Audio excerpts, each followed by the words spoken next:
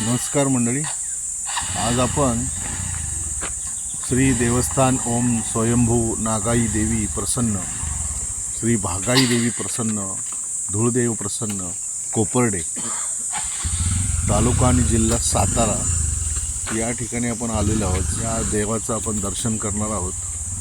खूप छान मंदिर आहे, खूप छान परिसर आहे. कृष्णा नदीच्या काठावर एक छोटंसं मंदिर आहे, पुरातन मंदिर आहे.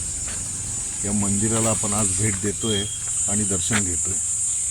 खूप सुंदर परिसर आहे, खूप छान सारा असा एकांत आहे, शांतता आहे. 2-3 दिवसापूर्वीच इथं यात्रा होऊन गेली आहे. इकडे लोक येतात, यात्रा होते, हरकत नाही, पण कचरा खूप करतात लोक आणि त्या कचऱ्याचं विल्हेवाट काही लावली जात नाही. त्यामुळं थोडंसं इथं स्वच्छ आहे सगळं. पण ज्यावेळी इतर वेळी आपण ज्यावेळी येऊ तेव्हा मला वाटते खूप सुंदर हा परिसर दिसेल.